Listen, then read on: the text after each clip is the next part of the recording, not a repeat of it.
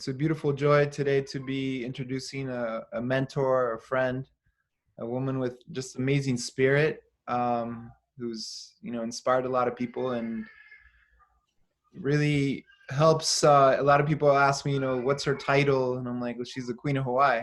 And then No. like, what are you talking about? Hawaii has no monarchy. I was like, yep. But for me, it's like, she, Tumu Naleialoha.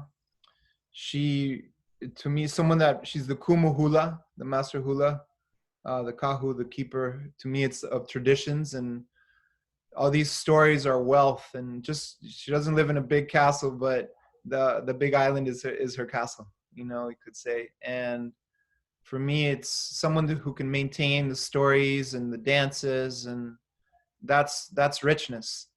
And that's wealth, and that's what we need more of in this day, and that's what we aspire to create that space to share in our sanghas, and in the community. We're using the yoga arts as a vehicle to hold healthy space for these communities to be able to speak up and thrive and hear the lessons, because today they're more important, and evidently more important than ever. So welcome, Tumu. I am so joyful to be able to share this. All right. I was trying to figure out the presentation is Zenith to Horizon, and I was trying to figure out how to pronounce this on my own, but probably, Maika. My HOʻOKUʻI HAʻALAWAI. Yeah. Yeah. So my HOʻOKUʻI HAʻALAWAI is from the zenith to the horizon. So depending on where you are at the time, but to know that you only have a quarter of that time available to you because of the complete what you might call it, spin around, I guess, the turn, and our day actually starts, the po actually starts the night before. We're so used to starting it, well, the daylight is our time, but it starts the night before because the po is the time of the ancestors. In there, and we're on here. Okay, so so they come on, and they they're present, and then when the sun comes up, then it's time for us to start to do what we need to do. And yeah, so my HOʻOKUʻI HAʻALAWAI, bringing in into your own space what you need to have in your space. And today it's interesting. Well, it's interesting. It's whatever it is, whatever's happening around us. We have a bigger, I guess, scope now to have to deal with. We have to look at things that we've never, well, we actually can look at it in here.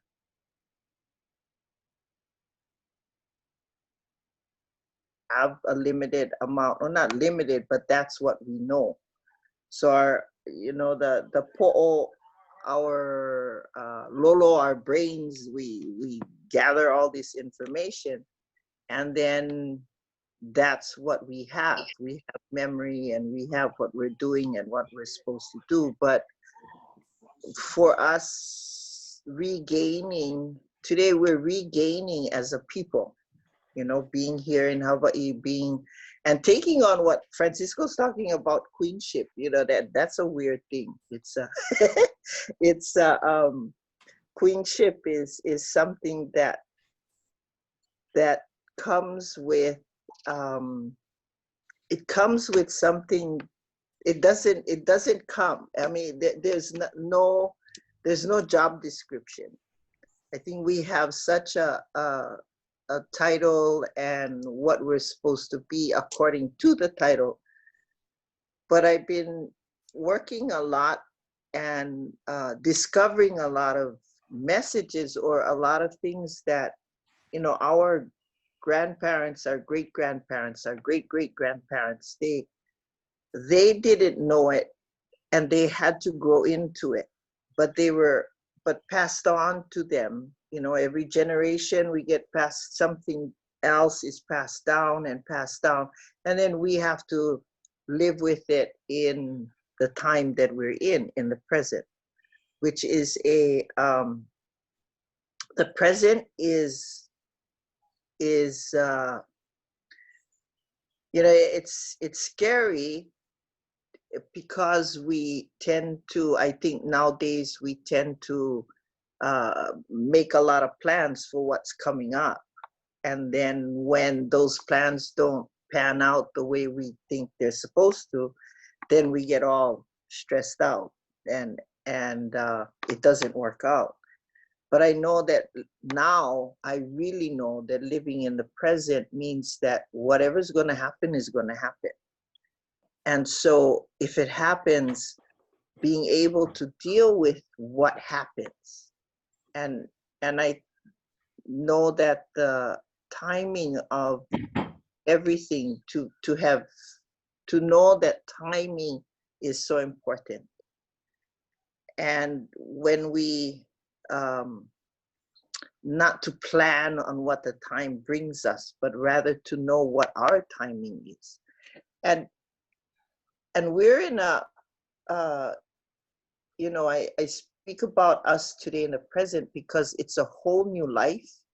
I see those like you, Francisco, Chuck, you know, everybody who's been in Kenny, we've been in that circle of friends that don't go away, because it's very much, it stays there, it stays together because of what we refer to as, you know, working together. So the word today is used. There's a few Hawaiian words that are used, and I think today maybe overused or misunderstood. And so one of the words that has really come to light is the word ohana. And it actually, the root word of that is oihana, O-I-H-A-N-A.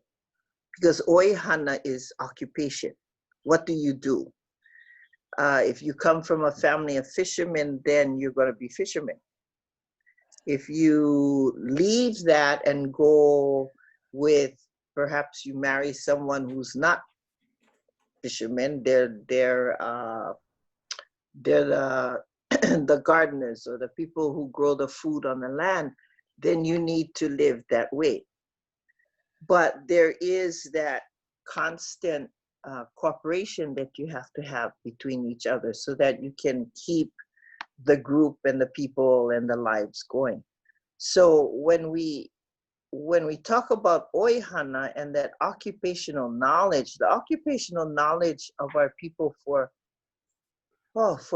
about 200 years now has been taken out. It's like we took out the stomach, we took out the middle of the body got gone. It went someplace because it was just, the head was moving around, and you know, the feet were taking it where it had to go, and the hands were doing what it was supposed to do. But the inside, the na'au and all of the inside, the main part of the body was there physically, and it was managing itself.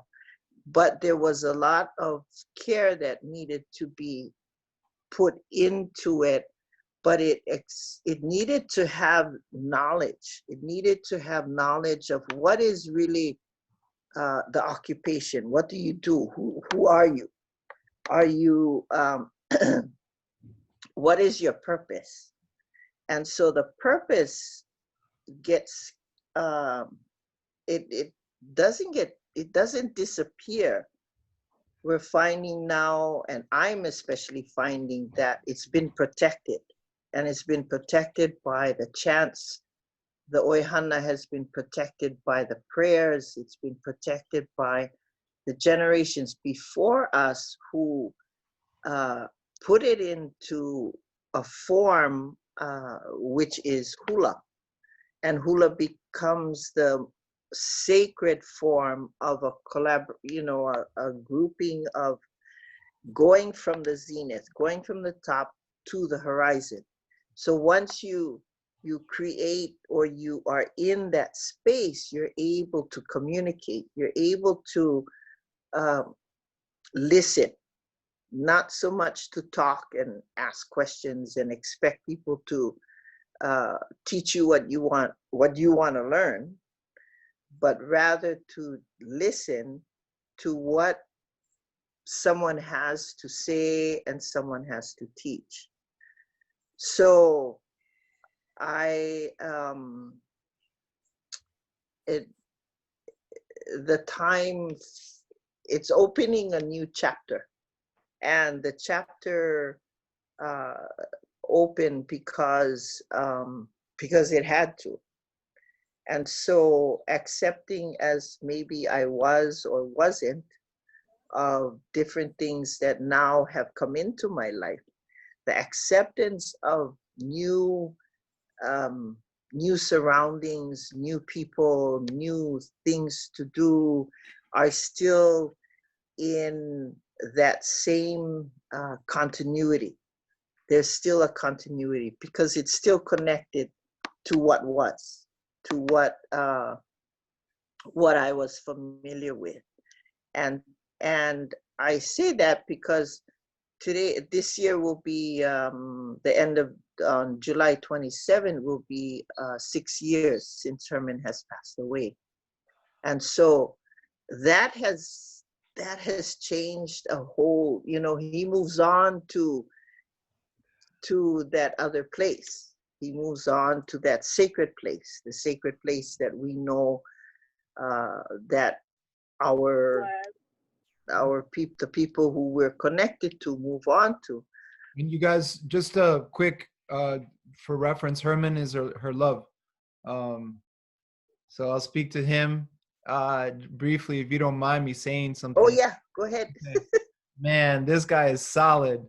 Herman Kunewa, I met Herman and Iris together years ago, and we got to travel to some beautiful places in Santa Fe, Petroglyphs National Monument, through a vehicle we called the Mosaic in Motion. We put these events together, and part of it was to preserve the stories, and the national parks being a government entity, sometimes we had to hold them accountable because they were a native land. And part of the challenges were that Pele Volcanoes National Park, sometimes they were putting stringent orders on communities from their kind of sharing their art and their respect to Pele in their ways. So we met that way. I went out and visit this amazing family and their son Pool, and we drank a lot of kava root. Went out to the farms. I think they wanted to see if they could trust me or not. And drank a lot of kava, got very giddy, and we talked story, and they're my family. So yeah, so she's right now. Tumu's referring to Herman, her love. Yeah. So that that kind of separation is there's no real separation, but it has to strengthen it. The connection is strengthened by how spiritually connected you are, how spiritually connected I am, and not spiritually connected to that person. So both of us, Herman and I, lost our parents, or not lost our parents, but our parents passed away, and we didn't have parents around. as long as when we remember growing up, our grandparents were still around. Some of us, our great-grandparents, were still living. So I was raised by my great-grandmother. And so that knowledge and that their way of being went, over the years, it changed.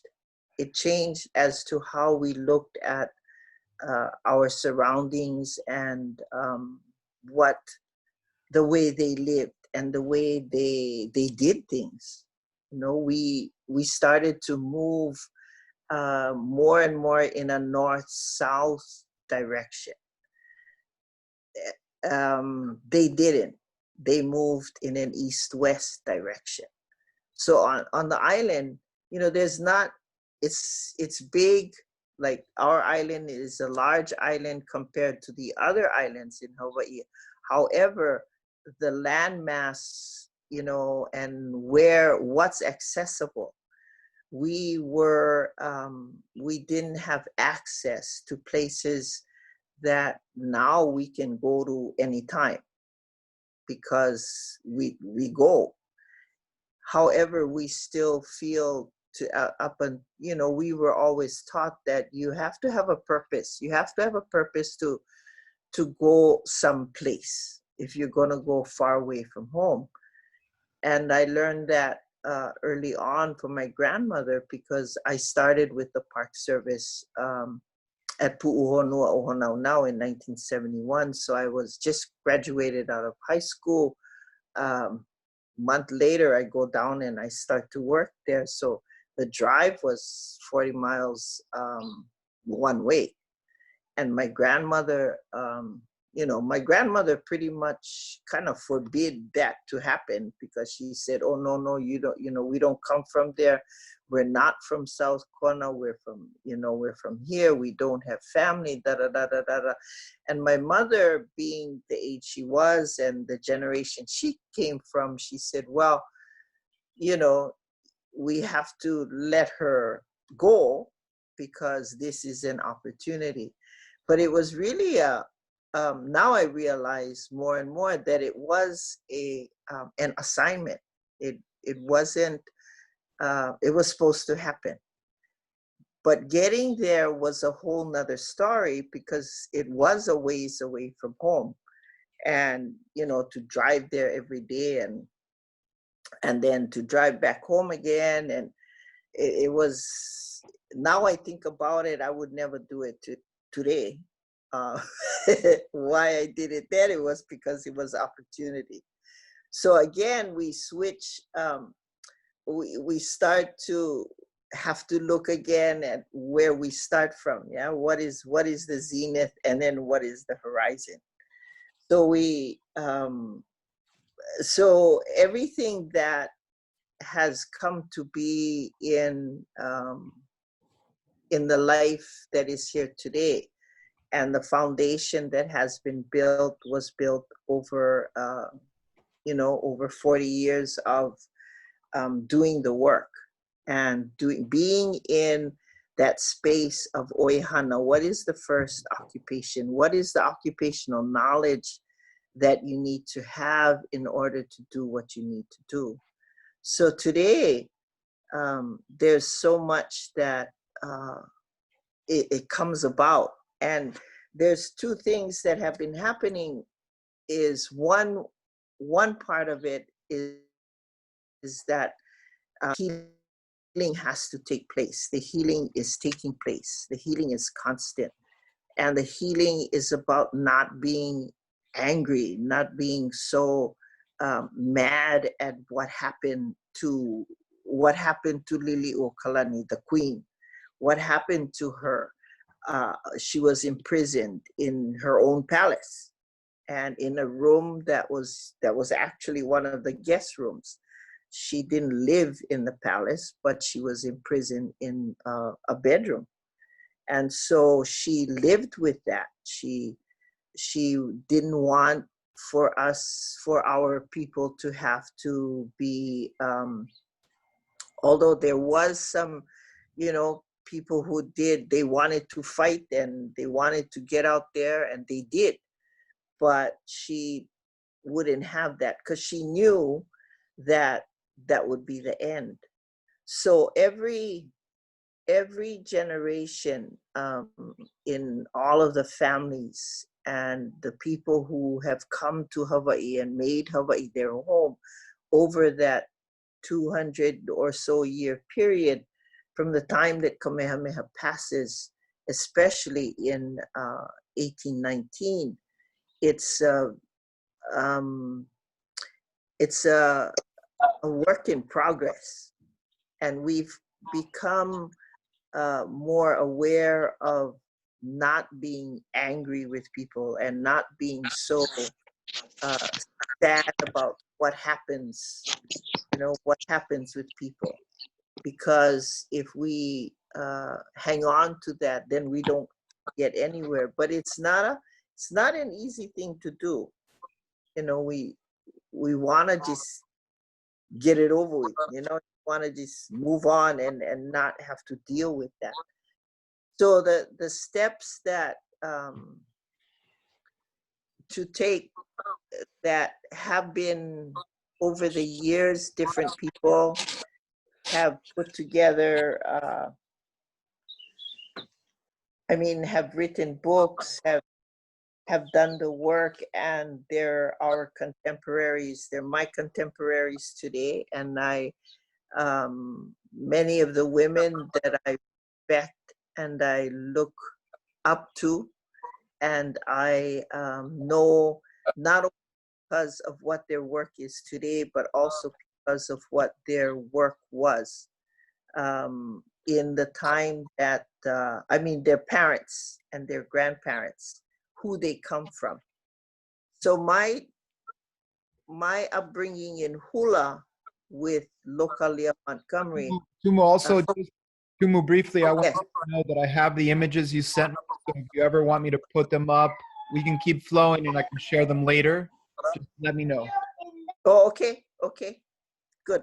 Okay, so my teacher, she,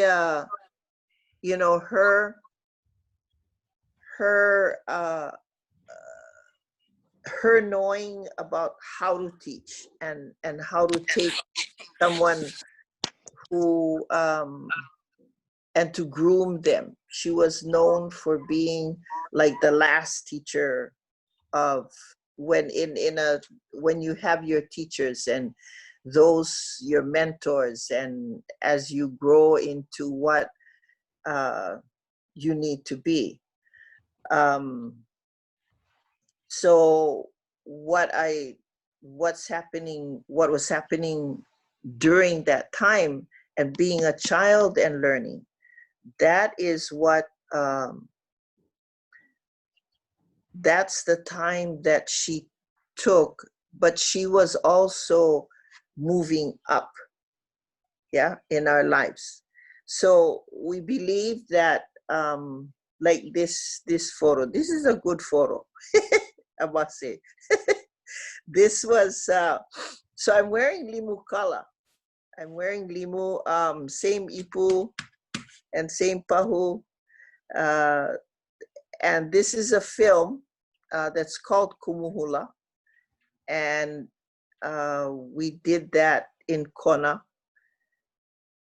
And the limu kala is a seaweed, but it is worn so that this was the first laid that I used when I first danced, my first performance with her.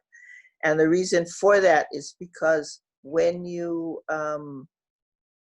first learning, you have to dive down.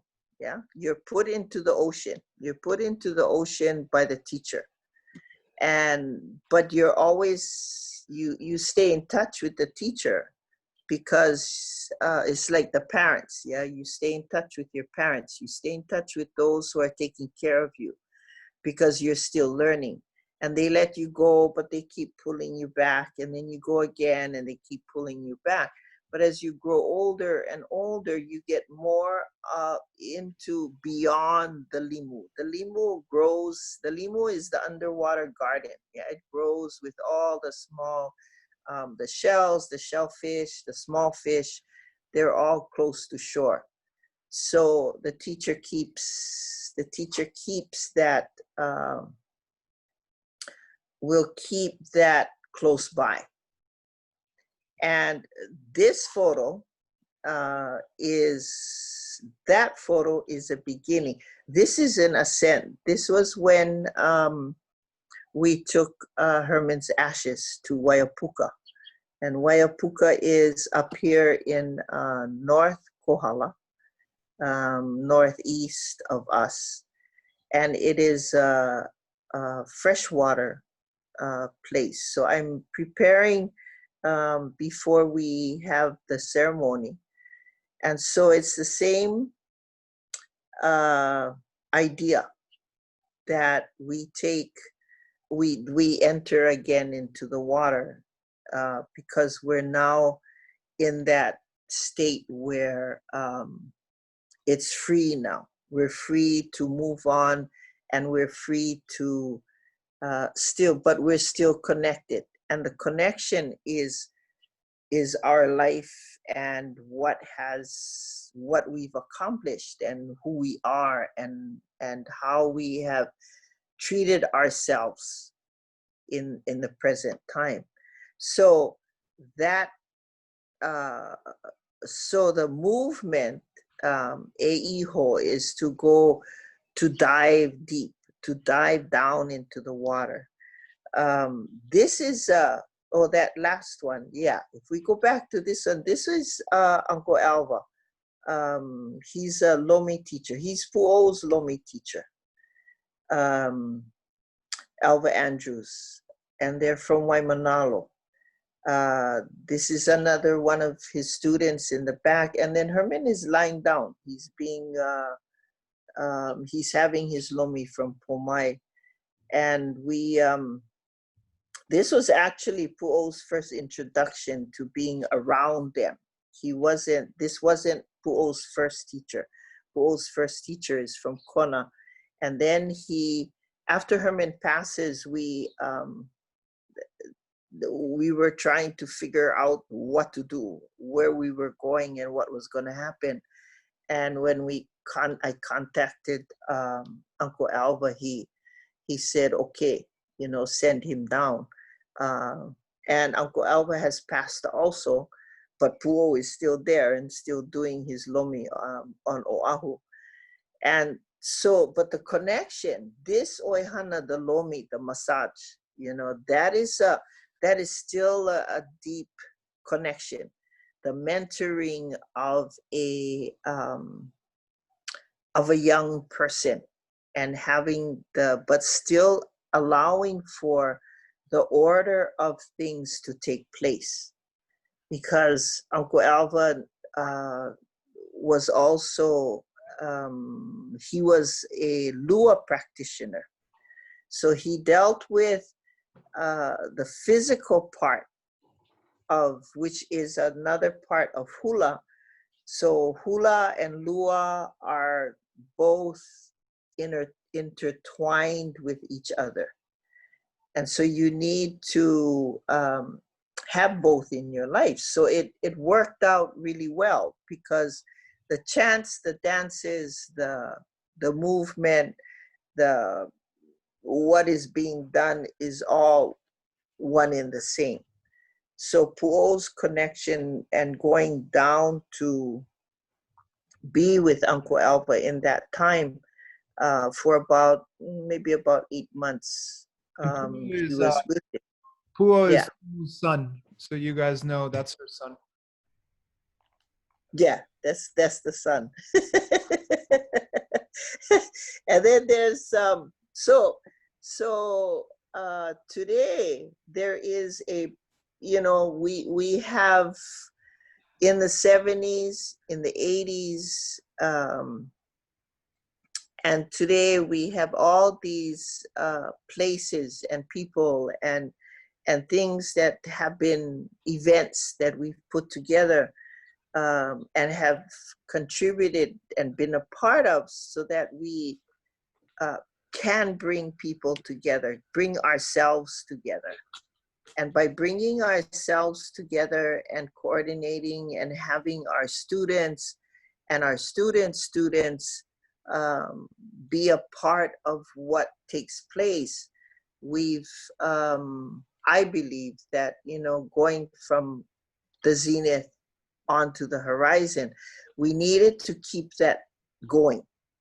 That there was always, there was never, we can be sad about things, we can be mad about things, and but we know that we have to move on, and we have to appreciate, so that the gratitude and the appreciation of what we do have always should be more than what we don't have. And I remember that always with my, you know, with my mother, with my grandmother, and my upbringing is very, very female. Yeah, very, very, I mean, a lot of women, all of the women in my family, very strong women, and they ran the show. My grandmother said her grandfather would say, oh, you know, the boss, you got to go ask the boss, you know, and that would have been her grandmother because she was the boss. But there was always not so much a division of labor, but a recognition of the right side being male and the left side being female. And so you have Ku, the god Ku, and then you have the partner to God, the god Ku, which is the god of, you know, coming, the rising of the sun and the standing in the light. And then Hina, which is the moon, and the female, and the time after the sun is setting. So the sun sets, but it brings the new pole. It brings the next pole. So now, so when I, yes. Interrupt you 1 second. Just listening to you, it makes me think we should do, you know, a whole presentation on just that, you know, that feminine energy that you surrounded yourself in your roots and your foundation. But that's for another day. Just thinking about okay. He's writing down all the stuff already. So I just put together some notes, and I'm trying to figure out what I put together. Oh, I know. I wanted to focus though on Halimakua, who is an elder. These photos are all, oh, by the way, they're right down the road. They're Pu'ukoholaheau. This is Pu'ukoholaheau. And this is a heiau that was built during the time of Kamehameha. And it is before Kamehameha becomes the sole ruler of all of the islands. But that history, we're rewriting our history. We're looking back now at what we've been, the information that we have today is good information. We have the dates, we have all of that information. We have all of the archaeology now that actually wasn't done until the archaeology was done in the 70s, 60s, 70s, 80s. And so the archaeology was discovered in our time. And this park, this historic site was opened in 1973. So I worked there, and Herman also worked there, but we were also responsible for the community, to bring in the cultural component that was needed in bringing together the community, bringing together not only a new community, but to to give the people who are in the families that are from there, and the families that are from here, and the families down at Hoʻonaunau. So everything starts at Hoʻonaunau, as far as community and having people being involved, and everyone bringing back the cultural component to what these places are and their significance. So the gratitude that people were able to come together had to come from the community. The Park Service is responsible, and takes on the daunting work of having enough money to do all of the stuff to keep it open and keep it running and keep it safe, and so that people can become a part of it. And so our foundation, which is Kahua Na'aua'u, was founded actually here when we both worked at Pu'ukohola Heiau in 1976. And from then, but it was an organization, a nonprofit that was for Pu'uhonua o Hoʻonaunau, and that's how we get involved with the parks. But going back to Lili'uokalani, it's now I look back and I think, okay, so what's going to happen now? It's not the same. Things have changed. Many things have changed. And so how do you take on a whole nonprofit organization and then be able to heal from all of the hurt, to heal from a lot of the things that I wish never happened? But now I look back and I think, well, if it didn't happen, I wouldn't know what to do or how to deal with what needs to be done today. And so the healing, the healing process comes with this, actually all of the pictures. There's the other pictures of the ones of us dancing, like this one. This is below the heiau. Yeah, this one. This is below the heiau. This is at Pelekane, which was 2 years ago, 2018.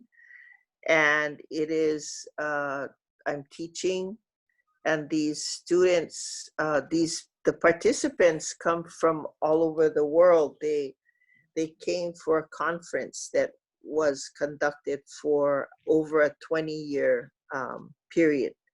So we started the first one, from 2018, I guess 1998 or something like that. And every 4 years, there was a hula conference that was held on each of the islands. So the first one was in Hilo, and then the last one was in Hilo. So it was very important because it gave the progression. It showed the progression of hula from its beginnings in our contemporary time. So many of the people, the original coordinators of Halawaʻola, the people who first came to be part of it, and then those elders,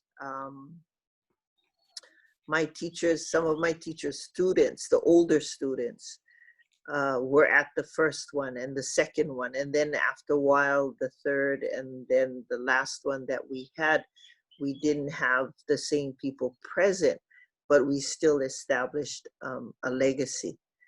So these kinds of events, and how do we transfer all of that? How do I transfer all of that so that today I'm doing something that's practical, that can be applied, and also that can be self-sustaining? And so that is why, going back to Lili'uokalani and how she wrote a whole volume of the Queen's Songbook. And many of those are prayers and what she believed needed to be done. She asked for forgiveness.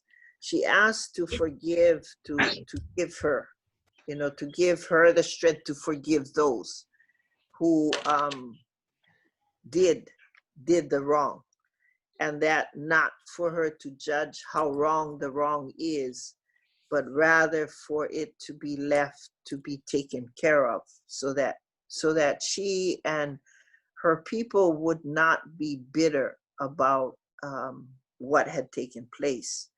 And so when we look at our history today, we are now finding ways to do that. And so a year ago, come July 17th, it would be a year ago that the stand was taken up at Mauna Kea. And so that whole premise, to have kapu aloha, to bring aloha back into its sacred place, so that aloha is not just, oh, aloha, welcome, I love you, la, la, la, la, la, but rather being a sacred way of being, and having to be face to face with people, and having that, this is my alo, this is my space. And then my breath I share because it is a welcome.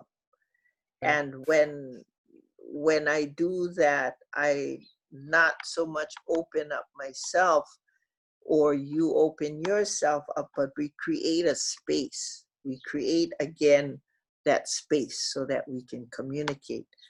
So when we think of Liliuokalani, it was the same thing. She kept, she reminded the people, and she never gave up, because she was never taken off. Physically, she wasn't sitting on the throne anymore, but she was still there, and she still is there. There's still that queenship that still exists.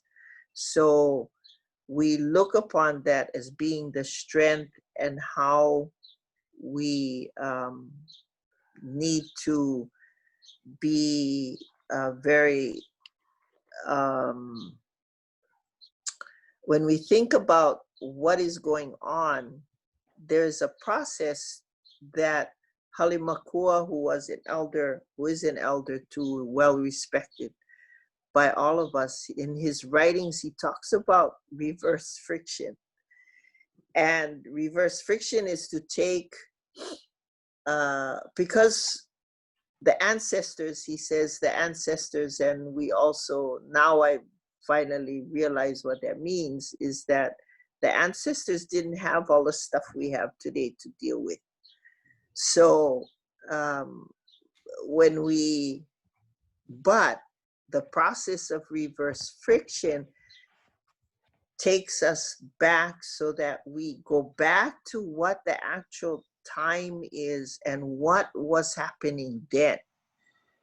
Everything was always moving forward. It was about knowing that what we have today is so important that we need to keep it alive. We need to put it down in a form that we can put it down in, so that it can be kept, and it can be found later on by people who need to have it.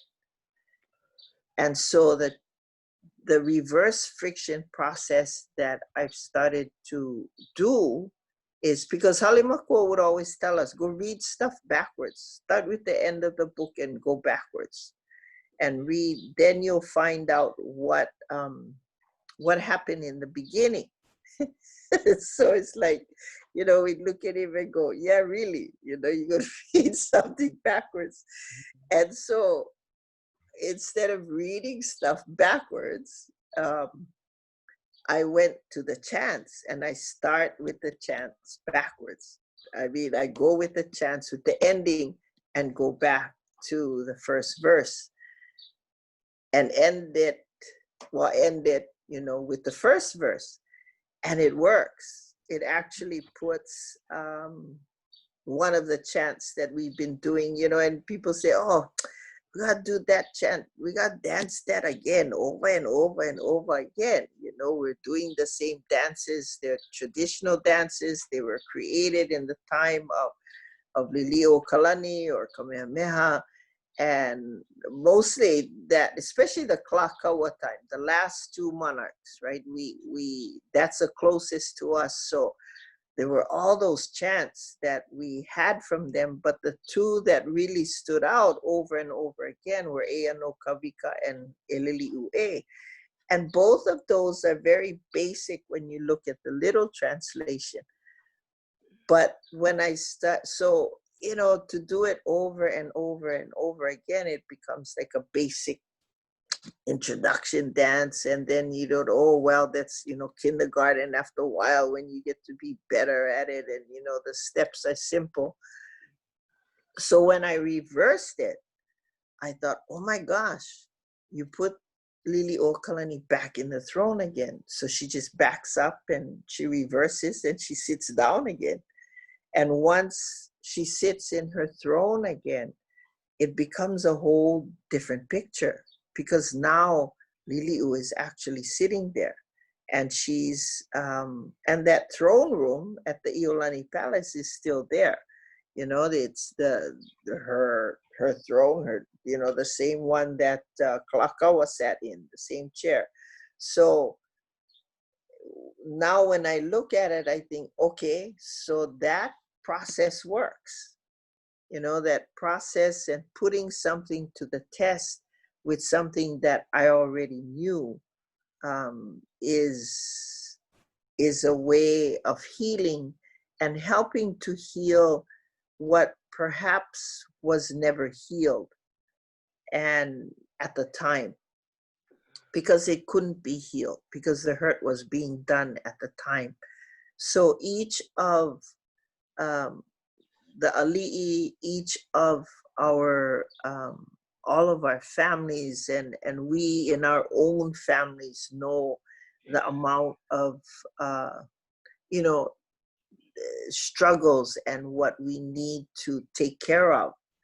But we also need to take care of it in a way that we can say that, okay, I am healed from that, so that I don't have, I'm not, you know, worried about that or thinking that it's going to be passed on and on and on and continued to the next generation, which doesn't help, you know, which won't make things happen in the future.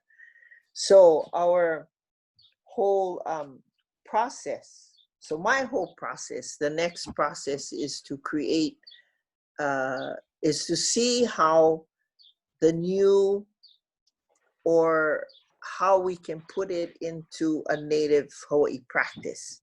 And practice being something that happens every day, and something that happens so that different forms of healing can now enter comfortably into a tradition that has been here for thousands of years.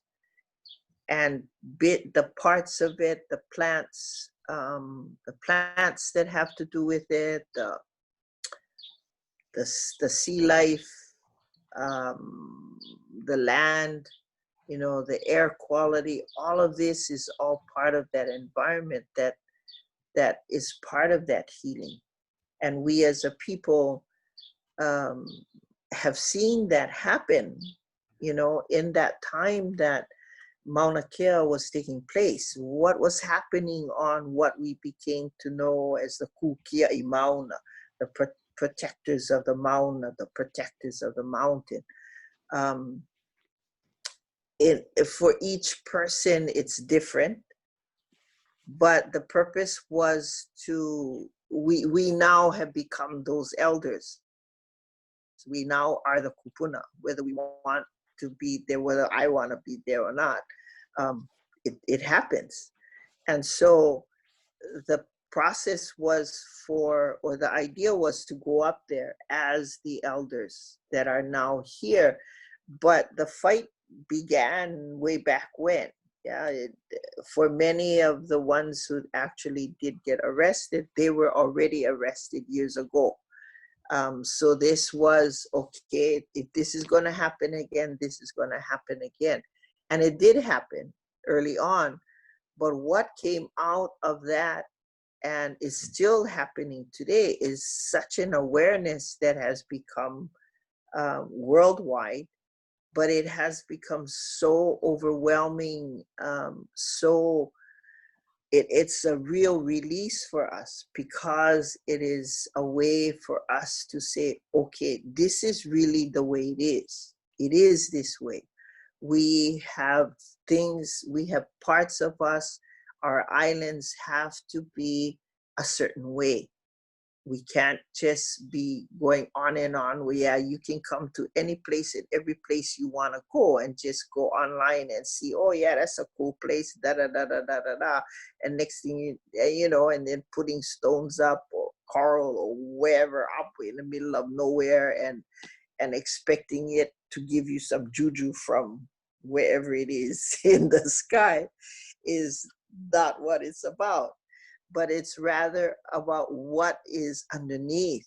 And, you know, so 3 times a day doing chants that are in order with what is happening, what has happened before, but what is actually happening today. 3 times a day, and doing it consistently 3 times a day. And the technology that we have available to us today made it possible for all of us to be a part of it 3 times a day. And so that kind of determination and that kind of practice gave us more of that incentive and that independence to know that it can happen. We can make all of it, you know, to that point.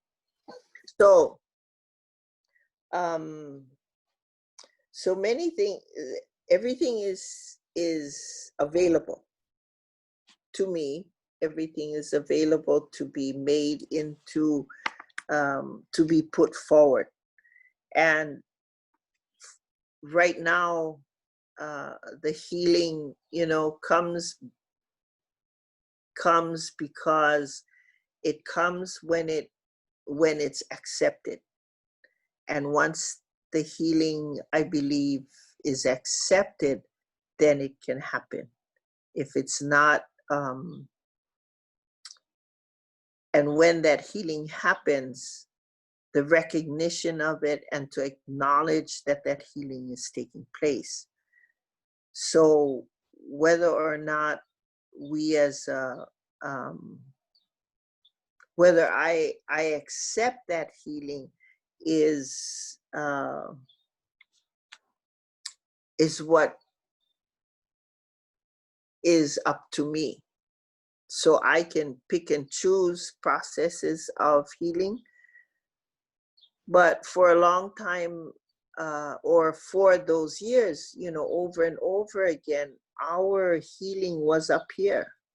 You know, the mental, the memory, the fact that you didn't have what your knowledge was. So that occupational knowledge was all, people went crazy. And so we basically went crazy because connected to our you know, we were disconnected from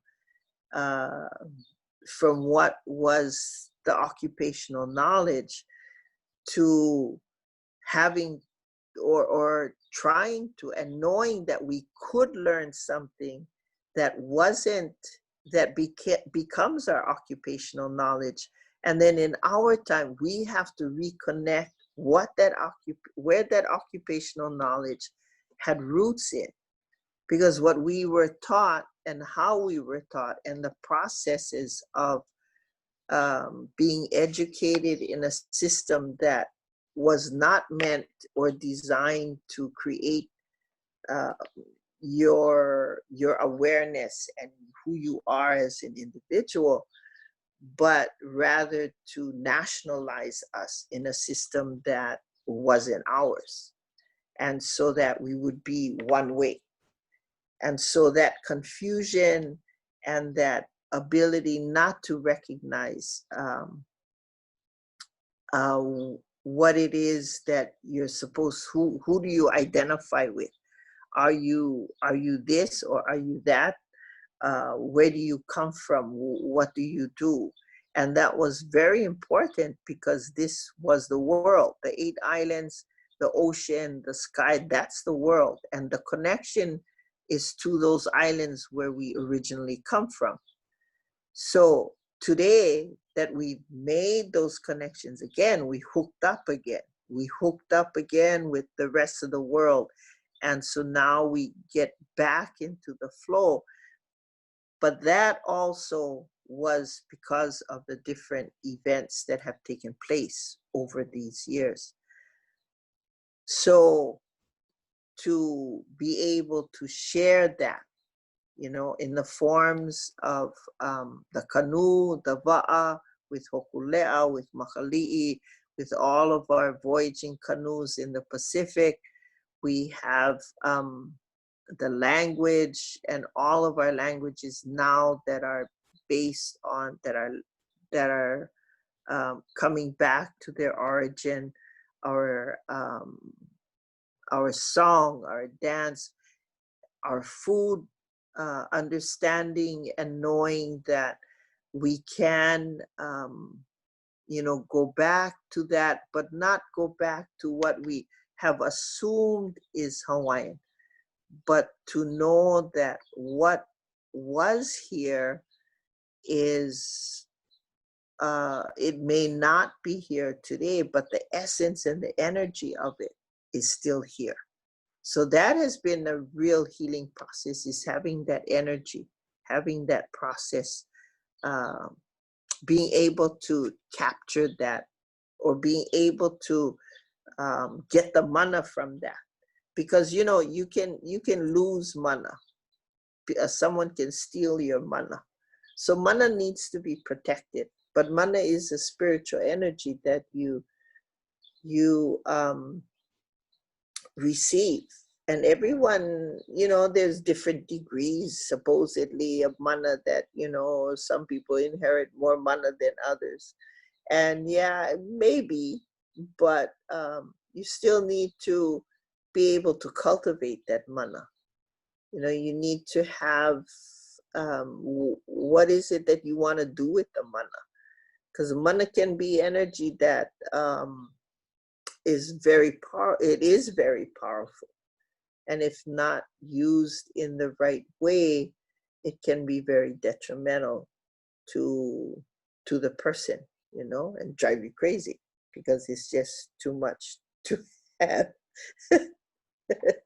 I gotta laugh because that is getting too serious now. Okay, so No, here it's I am good. again. It's good. It's perfect. It's perfect. You know, and there's so many parallels and discussions we've had. You know, I was just riffing with Salim a little bit, like just with other elders who are in Ghana from our last presentation. And, you know, we have to take care and hone that energy. And I think that's very important to today in these times of self-care that have been spoken of. And, you know, and also another parallel was, instead of fighting, evolving, you know, Yeah, yeah, and letting go, and, you know, not holding on, to understanding the pain, understanding the struggle, and not holding on, but evolving in order to bring some of these, you know, you're saying, like, you know, those times, there's a lot more going on today, but it's like today we also have more knowledge.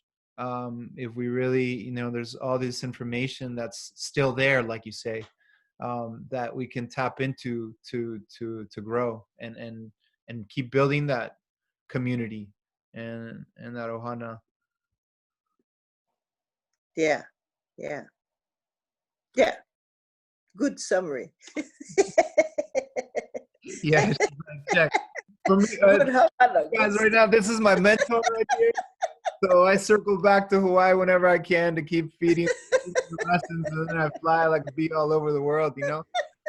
So it's really a joy to be listening,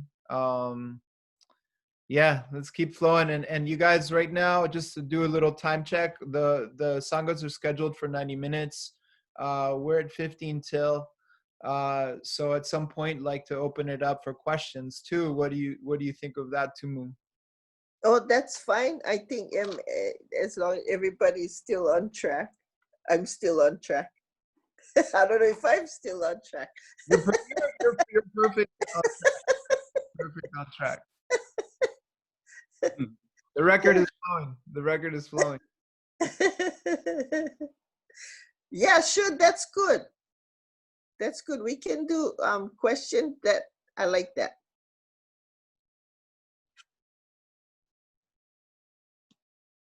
So who's on? I'm not seeing everybody. Guys, so right now we have Kenny still on. Charles came in and left like 3 times because Wi-Fi was out. But that's Charles. You know, coming and going. And Kenny right now, Kenny is the partner of one of my mentors as well, Ayantha Gant-Wright, who's still with us very much, who actually brought all of us together initially. So much gratitude. And I'd like, you know, I'd like to open it up for everyone in the community here who's on. By the way, we are recording this presentation and we will be posting it on the blog section of the website because it's just a wealth of beautiful stories and information. And we want to preserve these stories too. I've been talking to Tumu for years about cultivating this space that we're in now, this online platform where we can share her stories. We, you know, up late night, 2 a.m. in Maui talking, and a lot of gratitude to be circling back to do this now. So I'd like to open it up for you guys to ask any questions you wish. Please. Yeah, I'm happy to jump in. Hopefully you can see me. Tumu, this is Salim. I first wanted to say, well, thank you so much for sharing. Really beautiful presentation and offering. Felt like an offering to me. And for me personally, a lot of connections with what I feel like is a you know, experience of a lot of African descended people in the diaspora, like this notion, this idea you're talking about of reconnecting. You said a lot of things, but some things that stood out, you know, to know what was here, and the energy and the spirit of it is still here. You mentioned we went crazy because we were disconnected from the occupational knowledge. We had to reconnect with that occupational, with what that occupational knowledge was. And again, these are things that really, to me, resonated with, you know, a common experience of a lot of people in the world, and for me in particular, someone of African and mixed descent. In particular, you touched on the concept of mana, and I feel like you, you know, you kind of, you know, touched on it. But I'm interested in knowing a little bit more about it, about what role it plays culturally, spiritually, amongst the people, and maybe even, you know, how we could think about using or cultivating it with a particular direction or with whatever the need might be in this particular day and age. If that, hopefully that question makes sense. Yeah, that's I'm working on it.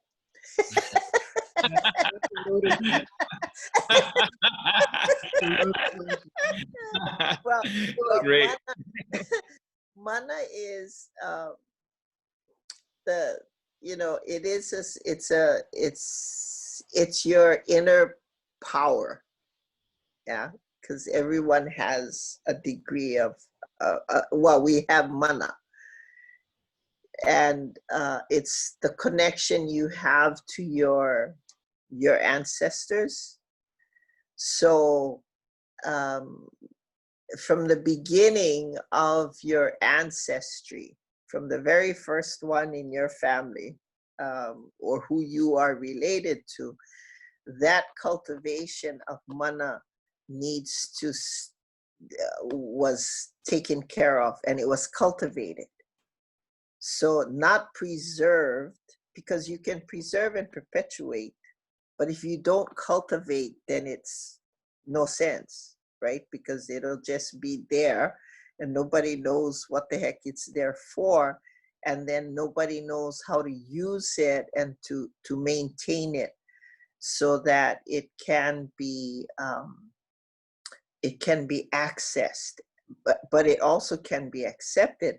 So mana grows, and you build up that power, you know, that spiritual power, that connection to your ancestry, but also an application of it today.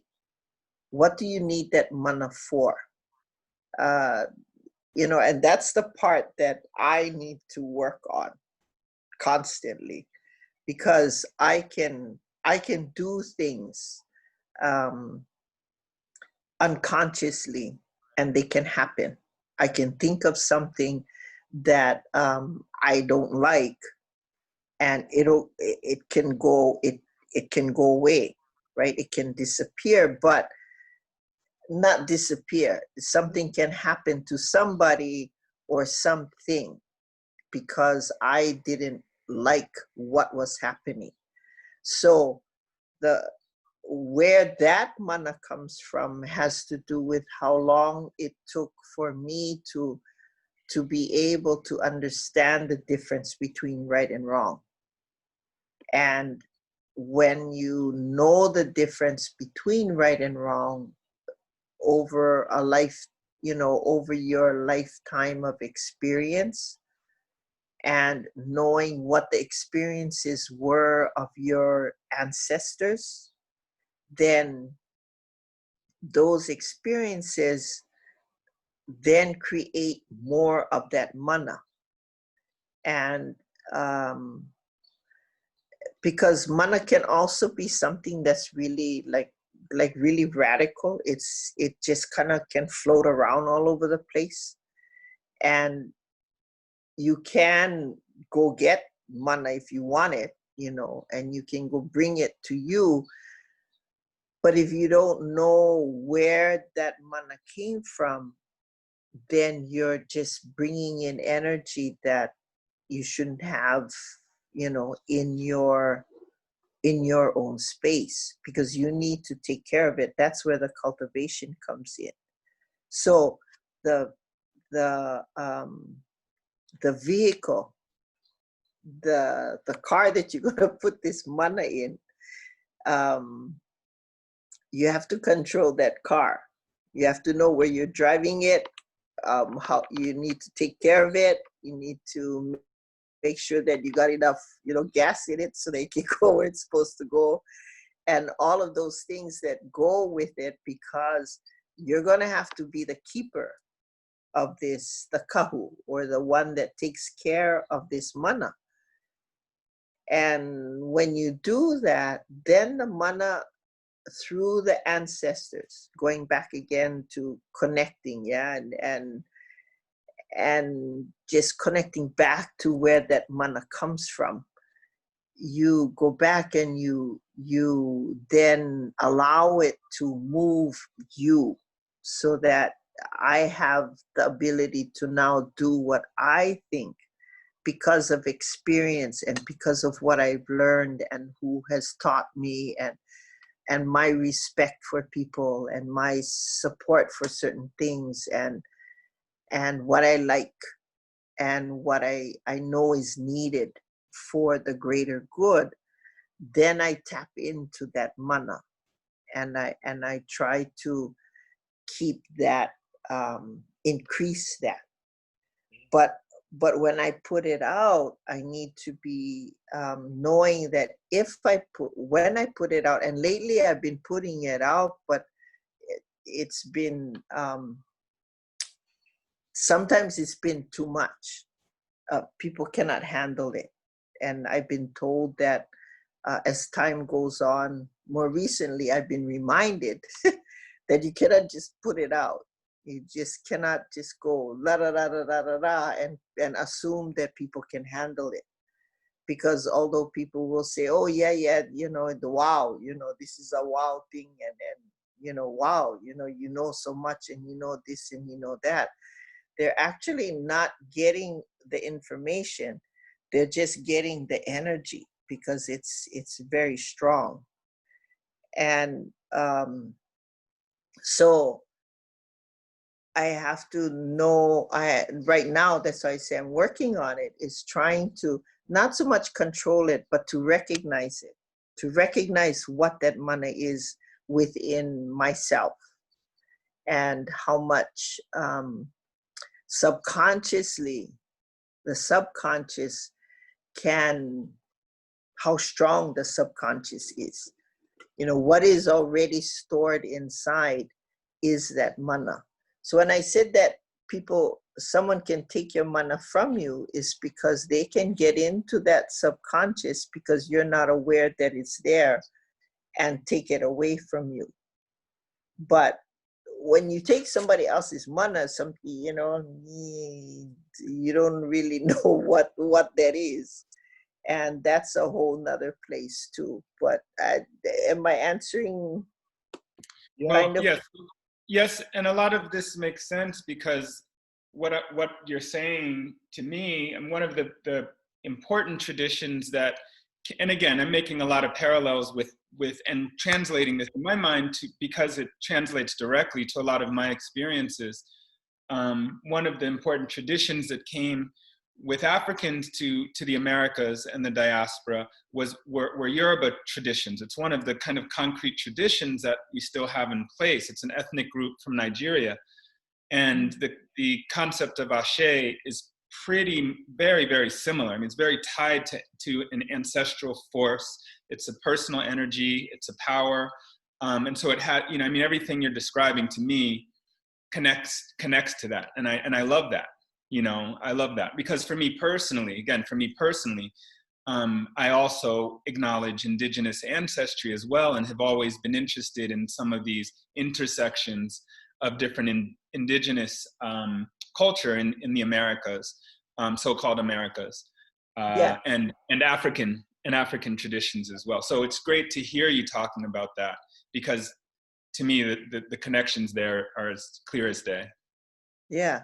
And the environment, you know, the environment that you're in, of course, you know, adds to that,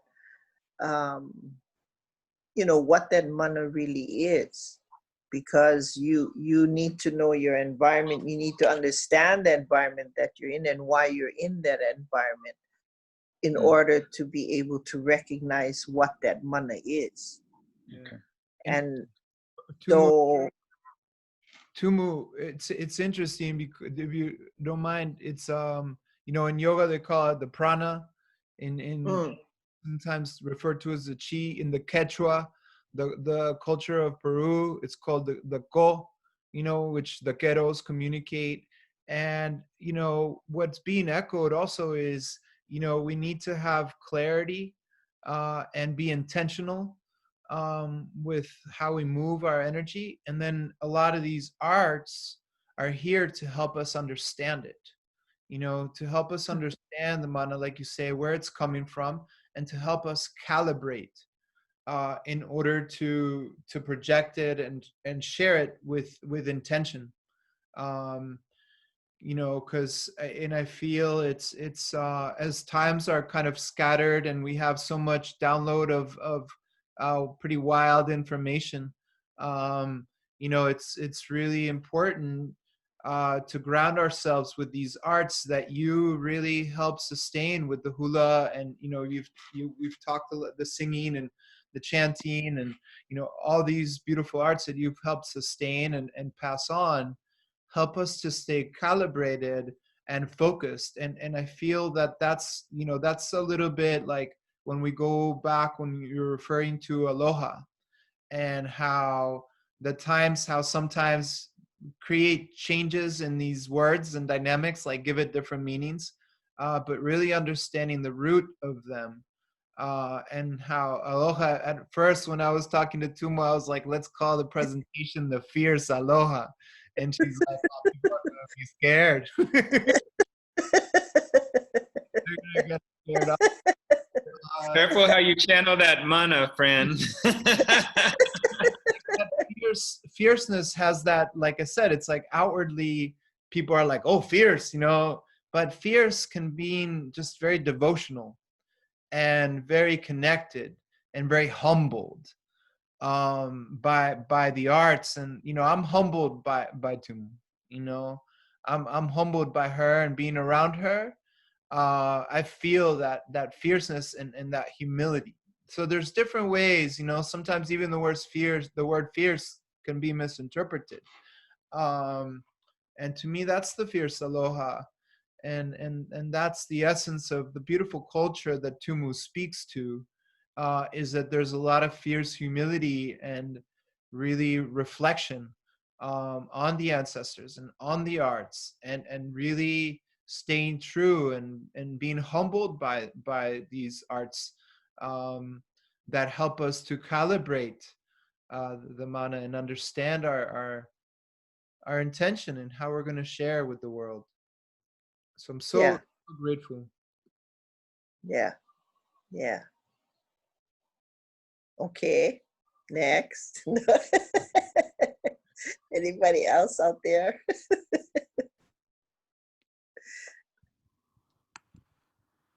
Hi. Okay.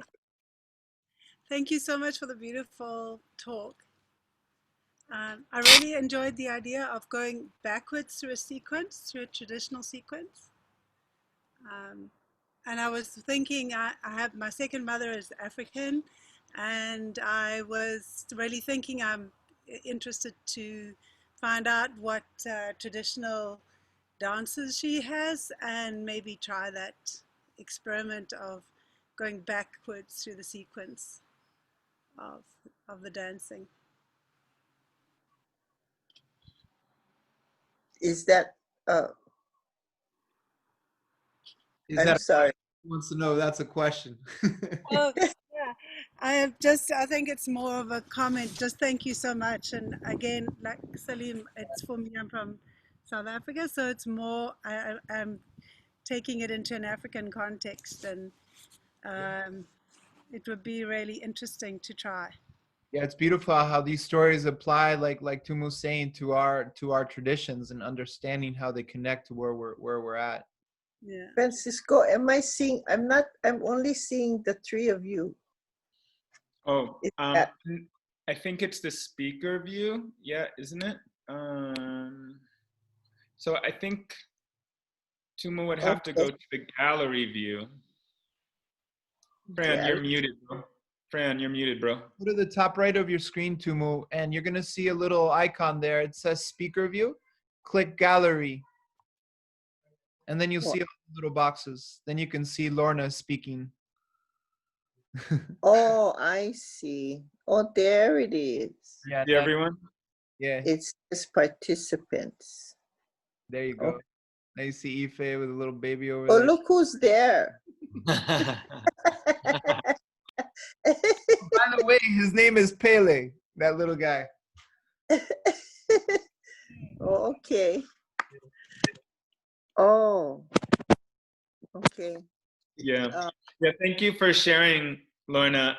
That's fantastic. And I think, you know, one thing I really appreciate about this, you know, sharing, this offering, is the universality of like what you shared, and chanting 3 times a day. Like, you know, it's just certain things. And obviously this is within a certain cultural context, but I feel like, you know, the power of it and the reminder of this, that these are fundamentally human things that connect us with who we are kind of as a species. Like to me, what the importance and value of us, you know, of how we express ourselves, of how we connect with ourselves, retaining, you know, our stories, you know, the ancestral knowledge and information, and remembering, you know, in all directions, you know, there's, you know, once you shake the tree, I mean, all sorts of stuff comes out, of course, but even acknowledging that and knowing that and connecting with it, you know, and connecting with those forces that are positive, you know, from Yeah. that ancestry.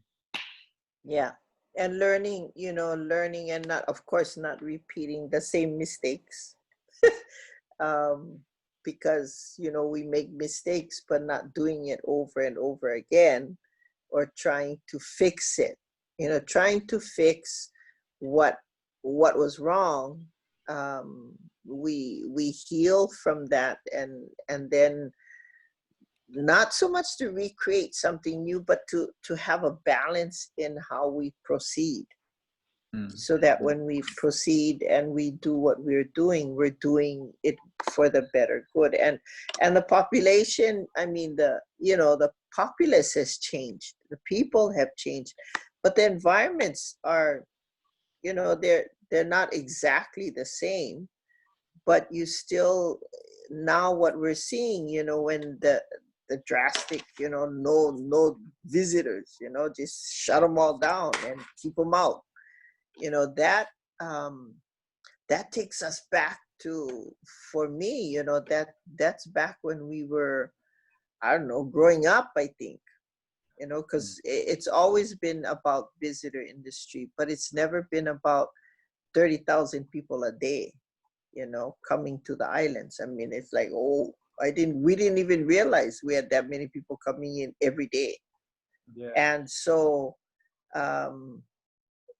you know, that really showed us that we need to not only be so dependent on it, but also think economically about, so what do we do?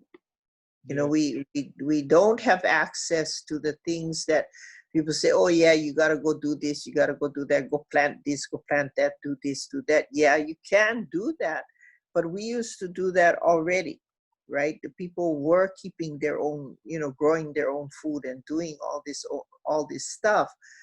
But what is it that we really need to maintain? And I think we've realized that if we didn't go up to Mauna Kea, I think we would have been, with all that's happening now, we wouldn't have been able to accept it and to really get through this only 2 months. You know, it's not that bad after all. And it's, you know, we're going back to, I mean, we're not going back, but we know it's going to open up again, but it's going to be very different. It's going to be very different as to how we, not so much accept it, but how we deal with it and how we work with it.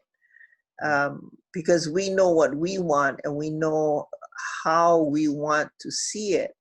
We just have to be able to apply it. But there's now that up and coming generation that is very determined to do things that are, you know, are who we are.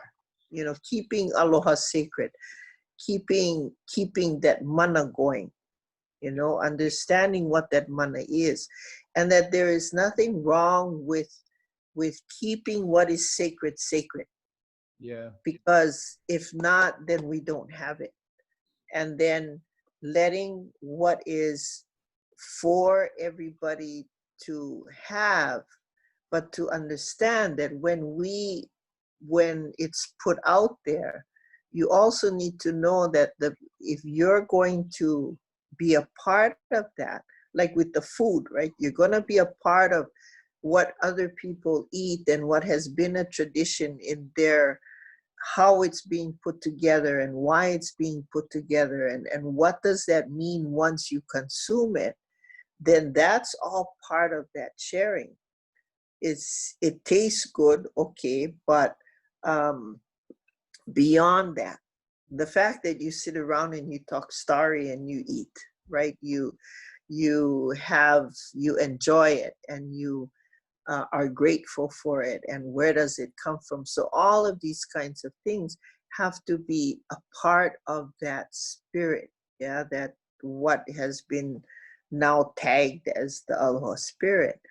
It has to mean more than just being the numbers, just the numbers, that you have to have the numbers in order to make it happen.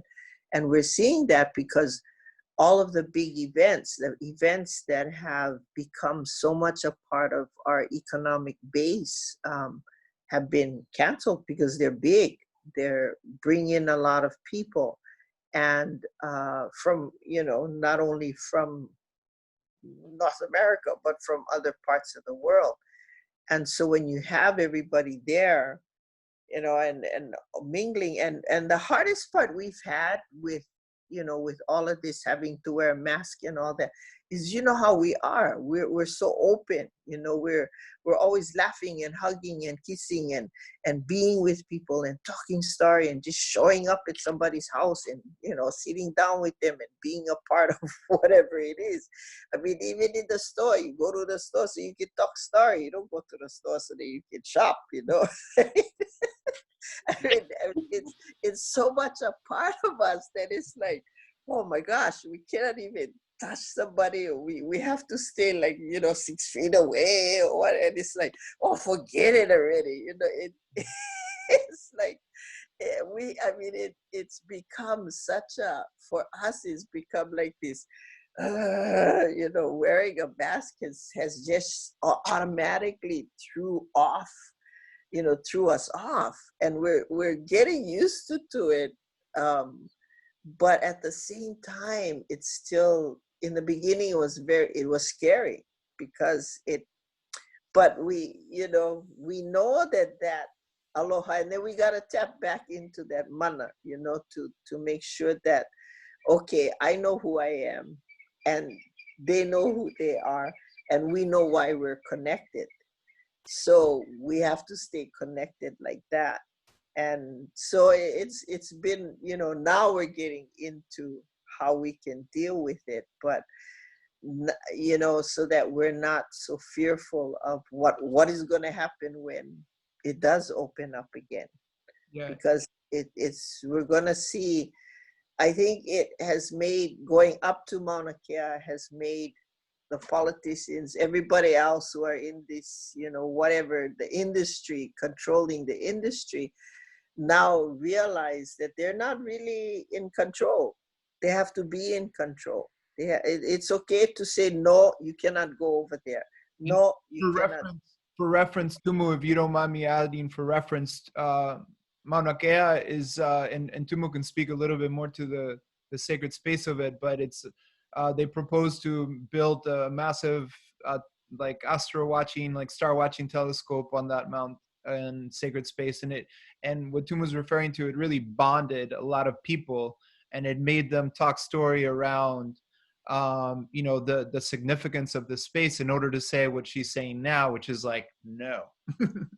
Yeah. That's what she's referring to, that because of that moment it's, you know, what she was referring to earlier, that gathering and that, you know, that family vibe that took place is what's helping what's happening now.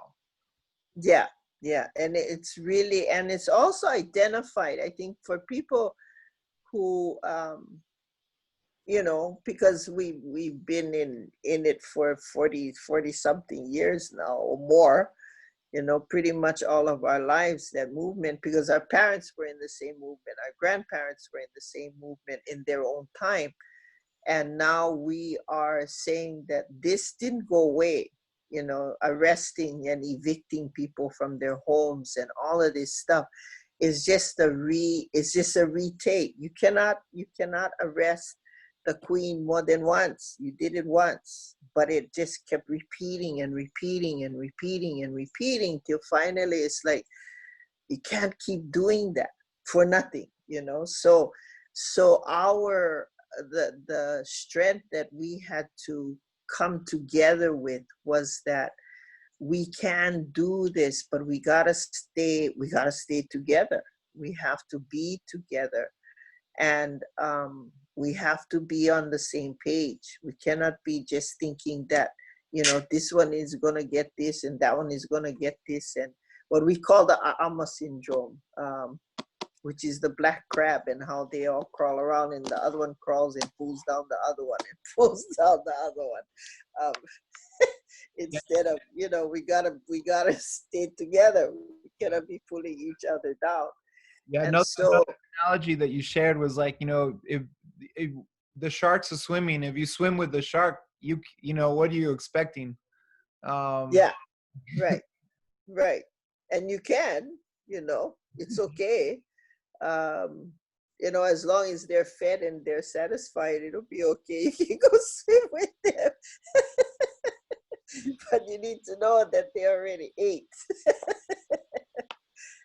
So and the domain, who's who, right? The sharks belong out there. That's their place. So, we can go in the water because it's okay, but we can't be in the places where they're supposed to be, because that's their place. And so we've created a space again, that zenith to horizon. Where is it? What is it? Who am I in it? And when I know who I am, but it's it's working at it all the time, being able to recognize where you are. But it's in it takes a while to be in a good space. And yeah. And we want to keep the conversation going, just to hold space for everyone here. I'm going to stop the recording, but we're going to keep flowing. And like I said earlier, for those that chimed in a little bit late, we will be posting this or Alexandra will be posting this on the blog section of the site. So you can, I know I'm going to be listening again.